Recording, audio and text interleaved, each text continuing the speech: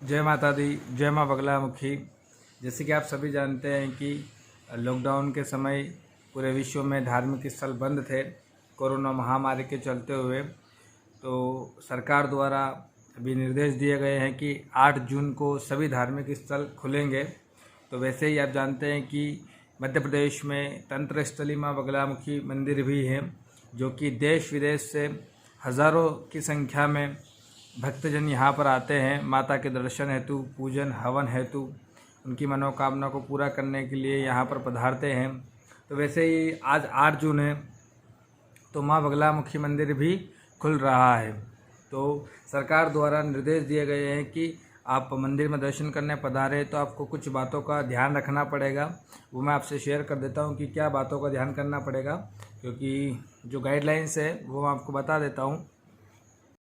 जैसे कि आप मेरे चैनल पर नए हैं तो मेरे चैनल को सब्सक्राइबर कर दीजिएगा, साथ ही बेल आइकन को भी दबा दीजिएगा, जिससे कि माँ बगलामुखी धाम नलखेड़ा तंत्र स्थली की आपकी जो भी न्यूज़ वगैरह अपडेट वगैरह होती रहेगी तो मैं आपको यहाँ की जानकारी मिलती रहेगी।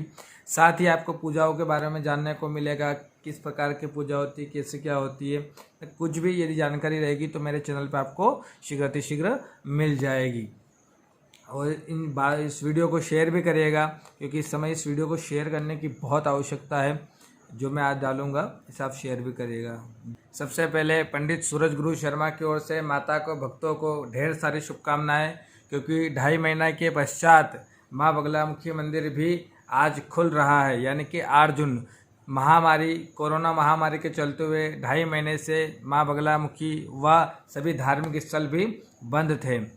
तो सरकार द्वारा निर्देश दिए गए हैं कि 8 जून को सभी धार्मिक स्थल भी खुलेंगे। तो वैसे ही मध्य प्रदेश में तंत्र स्थली स्वयंभू माँ बगलामुखी विराजमान है, जो आज 8 जून को खुल रहा है। तो आप सभी को ढेर सारी शुभकामनाएं। परंतु सरकार द्वारा आप लोगों को सुरक्षित रखने के लिए, स्वस्थ रखने के लिए कई निर्देश दिए गए हैं, जिनको आप अच्छे से फॉलो करना है, अच्छे से उनको पूरा करना है, जिससे कि आप भी स्वस्थ रहेंगे, मंदिर में आपको दर्शन भी होंगे।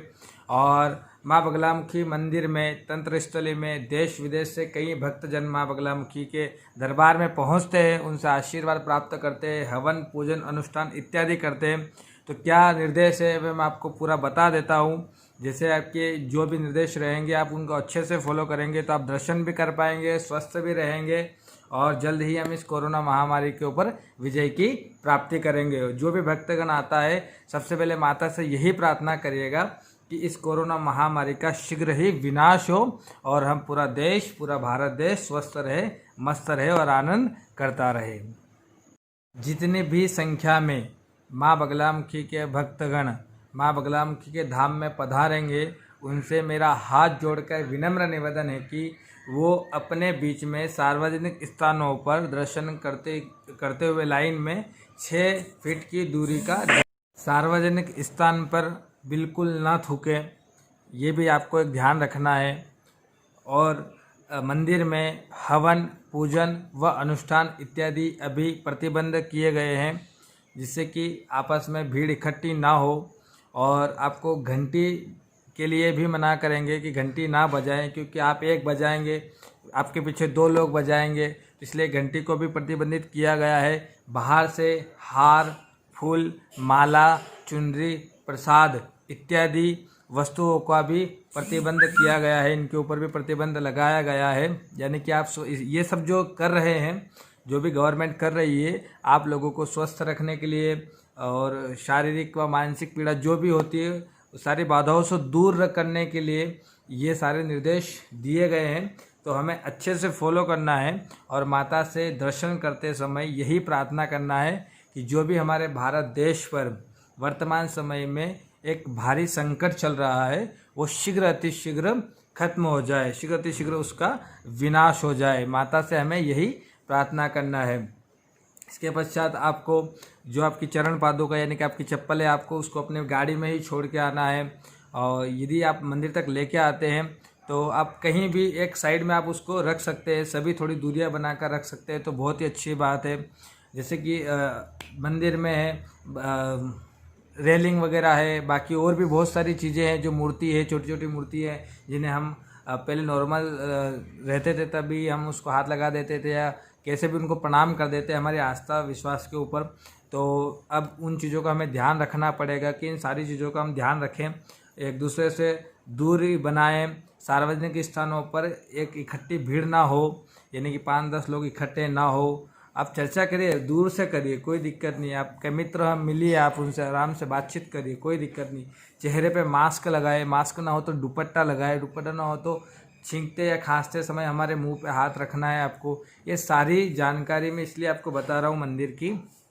वैसे आप सभी जानते हैं कि मैं क्यों बता रहा हूँ, पर धार्मिक स्थलों पे क्या होता है कि आस्था और विश्वास से जुड़ी हुई बातें होती है। हम किसी को आगे रख के नहीं बोलेंगे भैया दूर हटो या दूर हटो। क्या होता है, उनकी आस्था और भावनाओं को ठेस पहुंचती है। तो ये सब सारी चीज़ें आपको खुद को स्वयं को ध्यान रखना पड़ेगा।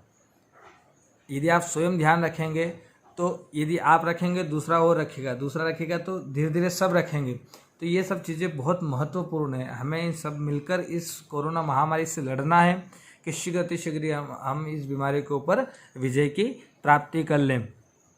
ठीक है, मंदिर परिसर में आपको फूल, नारियल, अगरबत्ती, चुनरी चढ़ाना वर्जित रहेगा। मंदिर में घंटी बजाने की अनुमति भी आपको नहीं मिलेगी। अधिक भीड़ भाड़ या बड़ी संख्या में व्यक्ति एकत्रित ना हो।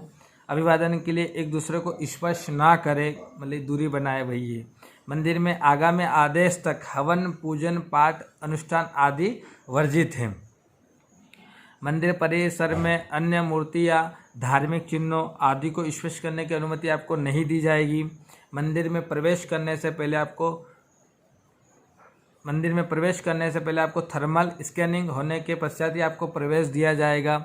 हमारी गवर्नमेंट की ओर से, प्रशासन की ओर से आपको थूकना वर्जित है। आप ऐसी सार्वजनिक स्थानों पर ना थूके। उसके बाद में आपको आरोग्य सेतु ऐप भी जरूर अपने फ़ोन में डाउनलोड करके रखना है, जिससे क्या होगा कि कोरोना जो पेशेंट्स होते हैं या कोई भी किसी को नहीं पता होता कि मुझे क्या बीमारी क्या नहीं है, तो ये आपको ट्रैक कर सकता है कि आपके 5 किलोमीटर 10 किलोमीटर की दूरी को आपको ये ट्रैक करके बता देता है कि हाँ आपके आसपास कोई कोरोना पेशेंट तो नहीं है या कोई ऐसी कोई बीमारी नहीं हो कोरोना वगैरह। चेहरे पर आपको मास्क वगैरह पहनना है। पानी पीने की व्यवस्था भी की गई है, तो आप आराम से पानी पी सकते हैं। उसके बाद में आप फिर वापस से उसको नल को धोकर आप वापस से उसको पानी पी सकते हैं। सैनिटाइज़र वगैरह भी आपको सारी व्यवस्था मिल जाएगी। पर सबसे ज़रूरी ये चीज़ें जो हमने यहाँ पर बताई गई है या मंदिर में व्यवस्था करी गई है, तो ये सब चीज़ें केवल आपके लिए कि आप सुरक्षित रहें। यदि आप सुरक्षित रहेंगे तो हमारा देश भी सुरक्षित रहेगा। और माता से हमें सिर्फ यही कामना करना है कि शीघ्र अतिशीघ्र हम इस कोरोना महामारी के ऊपर विजय की प्राप्ति करें, क्योंकि हमारे वर्तमान समय में जो हमारा शत्रु है वो कोरोना है। क्योंकि माँ बगलामुखी शत्रु विनाशक है। शत्रु स्तंभन, स्तंभन यानी कि किसी को रोकना, विनाश यानी कि किसी को खत्म करना। तो हमें इसको रोकना नहीं है, हमें इसको खत्म करना है। ठीक है, तो अब बाकी जो पूजा की बात है वो सब बाद में होती रहेगी। आप मंदिर यदि आप पधारते हैं तो आपका बहुत बहुत आभार, स्वागत है आपका माँ बगलामुखी के मंदिर में। और तंत्र स्थली स्वयंभू माँ बगलामुखी से हमें यही प्रार्थना करना है कि शीघ्र अतिशीघ्र हमें इस पर विजय की प्राप्ति करें। जय माता दी, जय माँ बगलामुखी। धन्यवाद।